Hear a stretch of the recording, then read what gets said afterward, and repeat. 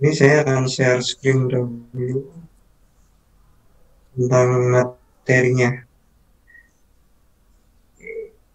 Mungkin ini saya lebih banyak akan cerita aja sih di sini, karena kalau untuk aspek cara teknis atau yang lebih ahli gitu ya, kita ada Pak Yunanto yang nanti akan bergabung. Kebetulan beliau pagi ini masih ada acara dadakan, jadi belum bisa masuk ke Zoom. Ya, nanti sebentar lagi dia akan gabung gitu. Oke, kita langsung masuk aja ya ke materi yang pertama gitu. Ini nanti istilahnya saya hanya memberikan suatu introduction atau pengenalan-pengenalan aja sih gitu. Nah, topiknya tentang tenaga surya di desa. Ya. Tapi sebelum masuk ke situ, saya ingin istilahnya sedikit membagi tentang kenapa sih perlu tenaga surya atau kenapa gunakan tenaga surya di sini. Oh, bukan tenaga yang lain, di sini kan ada tenaga gitu ya, tenaga kuda mungkin ya, atau tenaga yang lain. Nah, ketika kita bicara tentang konteks energi atau energi terbarukan, tentu kita tidak lepas juga akan membicarakan tentang potensinya atau ketersediaan di sini. Nah, adapun potensi-potensi ke energi terbarukan kalau di Indonesia sendiri gitu ada beberapa alternatif. Ini data dari EPTKE tahun 2018. Saya dapatnya yang ini sih. Ada yang lebih baru juga. Tuh. Nah, itu ada tenaga air, tenaga panas bumi, bioenergi, kemudian ada tenaga surya, angin, dan energi laut. Beda ya antara air dan laut ini, meskipun sama-sama cairan di sini. Jadi secara terms atau secara definitif itu beda. Nah, ini adalah beberapa potensi energi alternatif yang ada di Indonesia. Kenapa energi alternatif di situ? Nanti kaitannya dengan topik utama, yakni eh, pemanfaatan energi di urban atau daerah-daerah desa gitu ya. Nah, kalau kita bicara tentang energi juga ada energi primer. Primer itu seperti batu bara, minyak gitu ya, yang sering atau sudah sehari-hari kita lihat bersama. Namun itu kan energi yang istilahnya gini, bukan terbarukan, ataupun ketika dia terbarukan itu siklusnya lama. Makanya dengan permintaan energi yang semakin banyak, tentu perlu adanya alternatif-alternatif. Itu yang pertama. Kenapa penting kita bahas tentang energi alternatif. Terus yang kedua, kita perlu menyadari juga bahwa di Indonesia itu terdiri dari ribuan pulau, dan yang menjadi masalah adalah distribusi. Ya, distribusi energinya itu menjadi suatu case sendiri. Nah, ketika di daerah-daerah terluar, terutama bahkan di pedesaan, di pulau-pulau utama pun masih menjadi suatu problem tentang distribusi listrik. Oleh karena itu, perlu adanya pengembangan teknologi energi terbarukan. Nah, di sini ada tenaga air, panas bumi, bioenergi, surya. Kita bahas surya dulu. Di surya itu selama masih ada matahari atau selama kiamat gitulah istilahnya, itu masih ada potensinya. Ini sekitar 207,8 gigawatt peak atau watt peak. Peak itu puncaknya itu. Kemudian ini adalah peta potensinya. Jadi dia terbagi di seluruh pulau ya, seluruh Indonesia. Karena kita juga di daerah tropis, tentu matahari itu bukan suatu yang apa ya, bukan sesuatu yang susah untuk didapat gitu ya. Dan potensi-potensi tersebut tersebar di 24 provinsi, di mana sini ada potensi teoretikal. Ini secara teoritis itu ini sampai 1 jutaan ya, 1 jutaan megawatt secara teoritis. teoritis. Ya. Tapi secara teknis itu sekitar 207,8 megawatt seperti yang tadi. Nah, teknis ini nanti yang akan digunakan sebagai acuan ketika melakukan suatu pembangunan. Nah, ini kaitannya di sini. Ketika kita di daerah-daerah terluar, daerah perbatasan, atau bahkan di pulau-pulau utama itu di desa, akses distribusi yang sempat tadi saya bahas itu kan menjadi masalah. Makanya diperlukan energi-energi alternatif. Nah, ini nanti saya akan cerita sedikit. Ya, ini kenapa kok surya gitu ya. Salah satunya itu kemudahan aksesnya untuk didapat dan potensinya juga besar. Ini adalah skema rancangan secara nasional gitu ya. Skenario rendah karbon atau kebijakan pembangunan berkelanjutan dan juga business as usual. Di situ bahwa pada tahun 2020, 2030 hingga 2050 akan ada perkembangan supply energi atau energi yang akan dipakai atau bauran energinya gitu. Jadi tidak melulu kita menggunakan energi oil, gas, coal gitu enggak, tapi juga akan menambah baurannya dengan energi terbarukan. Nah, baik untuk skenario rendah karbon, pembangunan berkelanjutan ataupun business as usual, di sini dapat kita amati bahwa untuk tahun 2050 itu ditargetkan bauran energi terbesar dari surya yang kuning ini ya, PLTS, pembangkit listrik tenaga surya. Jadi perkembangannya akan ke arah sana. Ini adalah terawatt hour, istilahnya segitu. Jadi ini adalah blueprint atau rencana dari pemerintah bahwa energi surya itu memang punya potensi dan akan dikembangkan. Selanjutnya, itu sedikit ya terkait potensi-potensi dan alasan mengapa energi surya itu dipilih atau energi surya itu dimanfaatkan. Dia potensinya besar dan ketersediaannya juga mudah. Karena kalau kita bicara potensi atau ketersediaan potensi, panas bumi juga punya potensi yang besar di Indonesia. Gitu. Tapi ketersediaannya itu tidak mudah karena untuk mengakses atau istilahnya mengharvest ini ya memanen energi dari panas bumi butuh teknologi yang advance. Kalau surya kan istilahnya kita tinggal pakai device seperti panel surya gitulah. Katakanlah itu langsung bisa dapat energi. Ketersediaannya juga mudah. Itu bedanya potensi dan ketersediaan. Selanjutnya pemanfaatannya.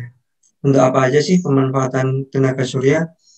Jadi kita kalau kita ketika berjemur atau berada di luar terkena cahaya matahari itu tenaga surya dimanfaatkan untuk apa sih? Mungkin yang kepikiran, oh ini untuk diambil cahayanya atau temperaturnya gitu.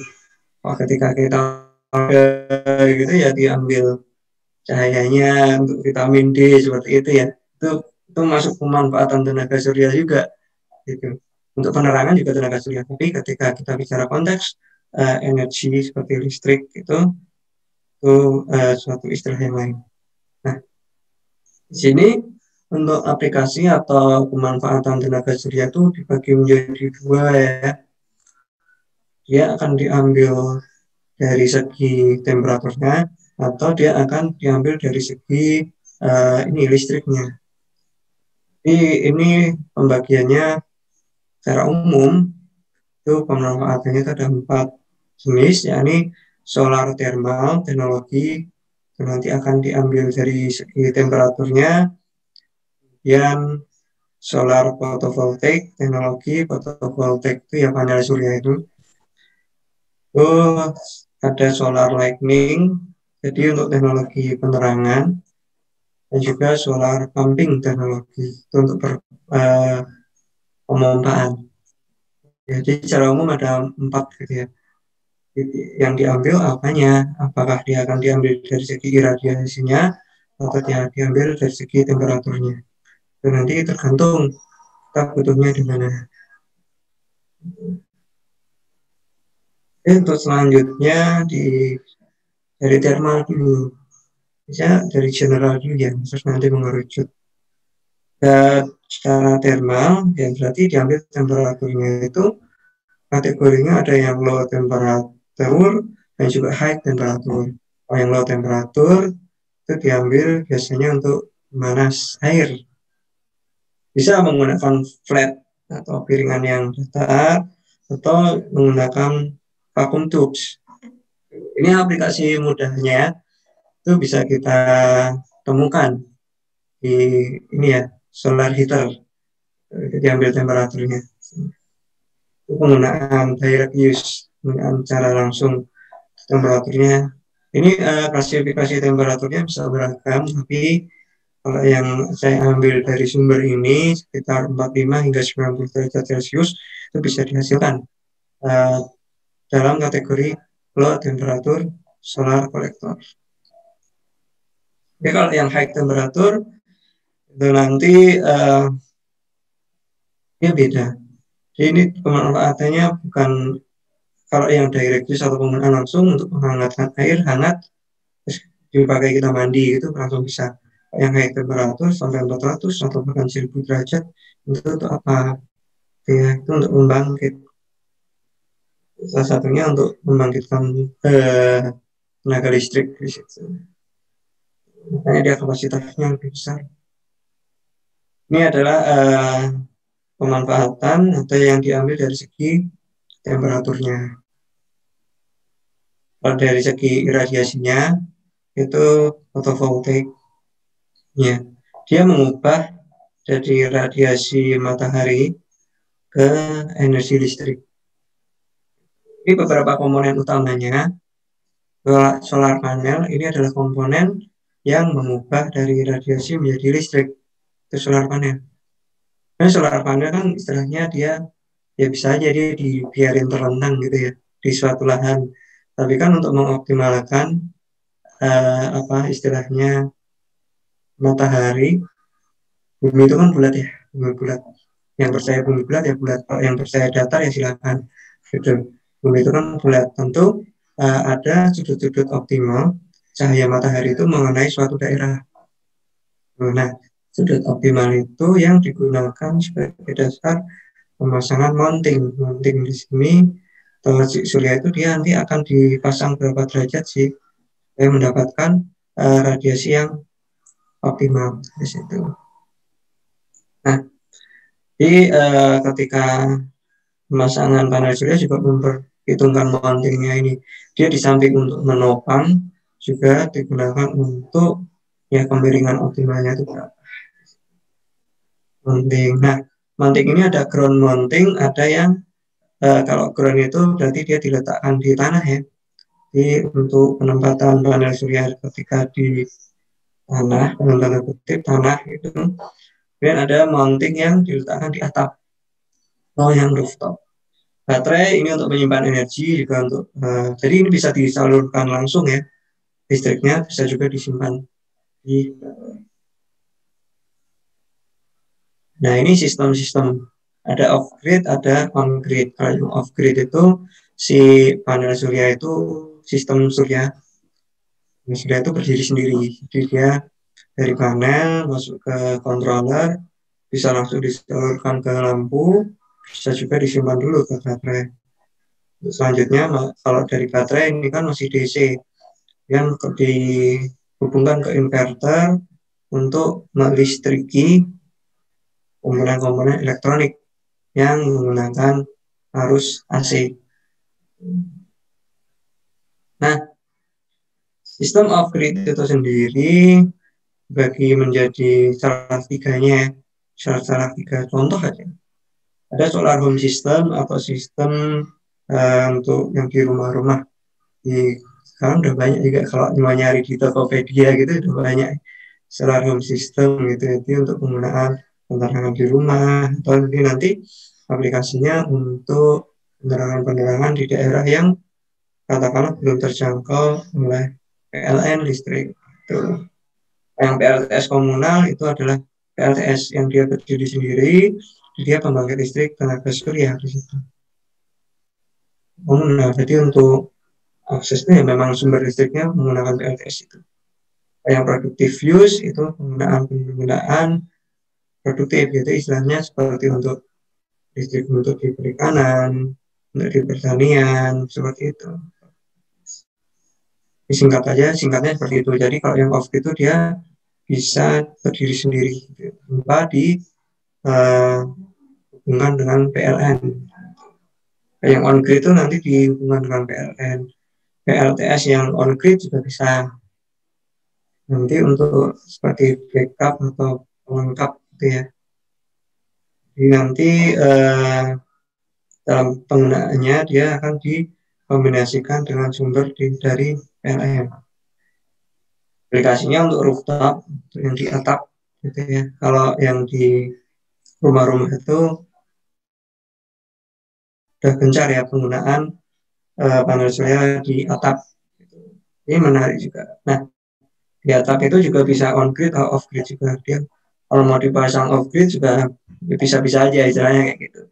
Nggak melulu on grid. LTS yang on grid juga ada. Tuh. Ini yang stand alone itu tadi ya, seperti solar home system. Jadi ya kayak gini aja dari panel.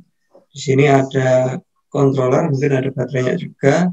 Udah untuk penerangan. Ini bisa didistribusikan ke daerah-daerah yang belum dapat akses. Jadi, ini sangat solutif juga, maksudnya solutif untuk sementara ya. Jadi untuk daerah-daerah yang belum ada listrik, nggak ada penerangan, ya seperti ini. Udah untuk pernah. Oh, nah ini kalau yang PLTS tuh yang kayak gini ya, PLTS. Ya, bisa bayangin lah ya, PLTS. Kemudian yang lightning itu untuk penerangan. Itu kita sering juga ya udah melihat di lampu-lampu merah perempatan yang ada lampu merah hijau kuningnya itu udah banyak menggunakan penerangan berbasis tenaga surya. Terus ada pumping juga. Nah ini lightning juga ya istilahnya ada aplikasi juga. Jadi ketika kita untuk sistem monitoring, misalkan monitoring gunung gitu ya, aktivitas gunung atau monitoring satu daerah yang terpencil, misal di tengah laut, itu kan untuk membawa baterai terus agak susah juga, maksudnya cukup menjadi kendala, katakanlah gitu ya.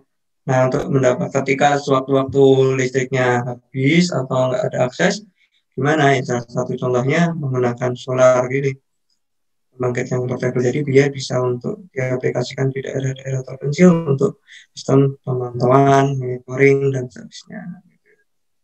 Kan kalau untuk di pesawat luar angkasa gitu kan pakai surya juga. Istilahnya nggak mungkin lah kita mengulur kabel PLN gitu sampai ke luar angkasa gitu. Aplikasi-aplikasinya kalau untuk pumping ini nanti untuk sistem pemompaan, outputnya pemompaan. Nah, ini bisa untuk perikanan, pertanian, bahkan bisa untuk istilahnya di outputnya berupa air itu sendiri, pengangkatan air itu sendiri. Ya air minum, irigasi. Nah itu sekilas tadi tentang pemanfaatannya. Kemudian kita lanjut ke topiknya. Kalau yang di desa ini adalah RE Maps, Renewable Energy Maps. Itu ya saya share juga sedikit. Ini adalah suatu peta yang ini bisa Anda akses di remaps.org. Di situ kita bisa mengamati sistem-sistem PLTS, ada juga mikrohidro. Jadi PLTS sendiri itu sudah banyak ya, ini ada 616 sistem yang tercatat. Ini dari GIZ dan NDEF membuat suatu maps ini, jadi kita bisa mengamati aplikasi-aplikasi tenaga surya itu di seluruh Indonesia. Terutama kalau ini untuk PLTS ya, untuk electrical. Misal di sini saya tuh pernah dulu di Alor di daerah sini ya, ini. Nah ini bisa kita lihat juga di Pulau Buaya misalnya gitu ya.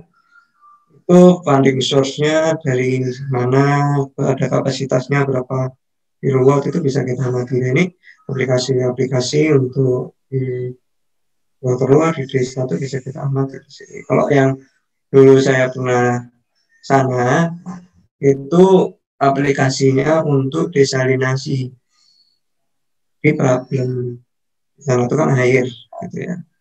Kelangkaan ya itu susah didapat air, tapi di situ daerahnya kan pulau ya.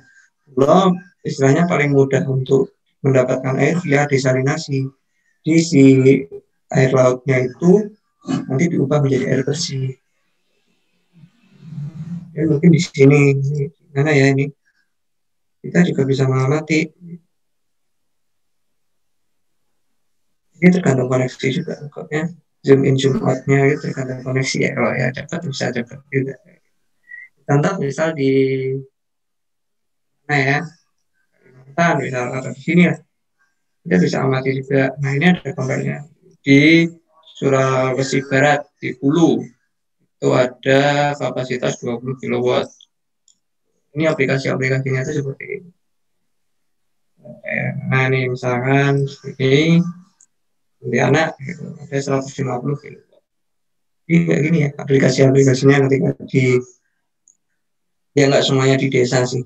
Gitu. Tapi ketika kita melihat maps ini atau data ini kita bisa mendapatkan gambaran bahwa cukup banyak PLTS yang diterapkan di daerah-daerah luar Indonesia. Ini bisa diakses di ramaps.indonesia.org. Itu di seluruh Indonesia. Kalau mau mikro-mikro juga bisa, tapi kita batasi tentang surya aja. Itu contoh-contohnya. Kan untuk aplikasi ini ya, teknologi surya itu di daerah terluar itu untuk sekolah, puskesmas, dari gitu. Nah, kalau yang ini adalah user atau pengguna tenaga surya. Ini ada yang di sini kan ada ground mounting, ada yang rooftop. Yang kuning ini pengguna surya atap. Kalau yang biru ini pengguna surya ground mounting atau yang dia letakkan istilahnya di tanah gitu. Dan PLS. Nah, ini mulai perkembangannya sangat pesat di sini. Bahkan data terakhir ini tahun 2020 kalau nggak salah ini 2019 saya lupa mencantumkan itu. Selamat datang Pak Yunanto. Nah ini pemanfaatan solar untuk atap itu udah mulai banyak ya, terutama di kota-kota besar. Di kalau atap itu lebih ke kota-kota besar ya, di pesantren juga ada yang menggunakan.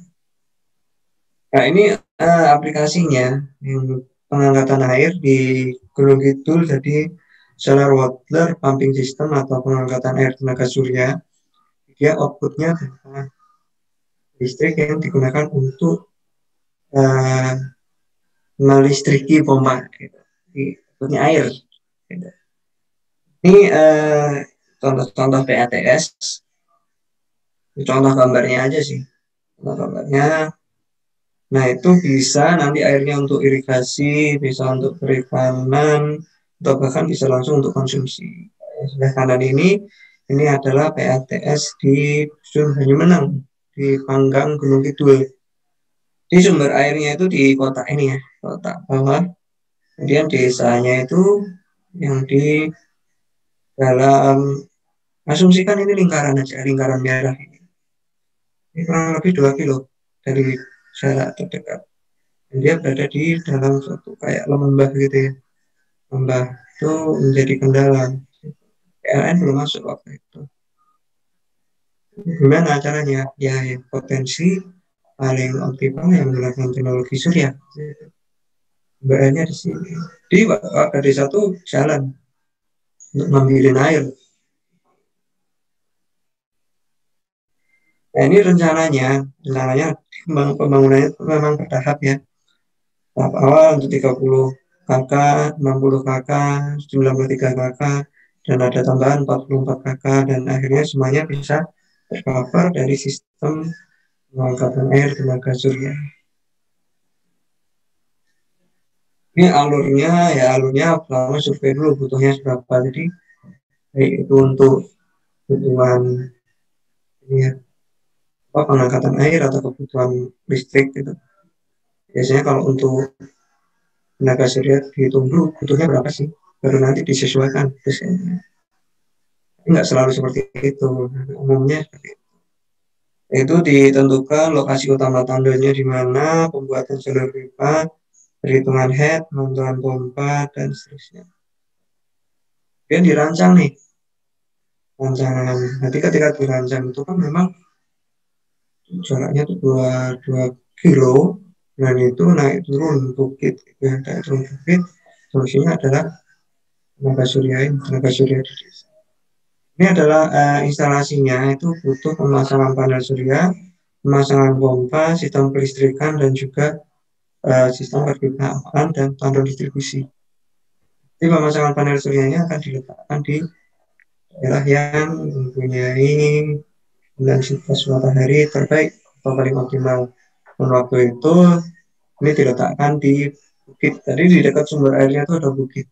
Kita letakkan di situ. Ini dikepras, kalau bahasa Jawanya itu bukitnya dikepras, itu diratakan dan diberi panel surya. Ini ada beberapa contoh gambar panel surya yang sudah dibangun ya. Nah, di sini ada juga waktu pembangunannya.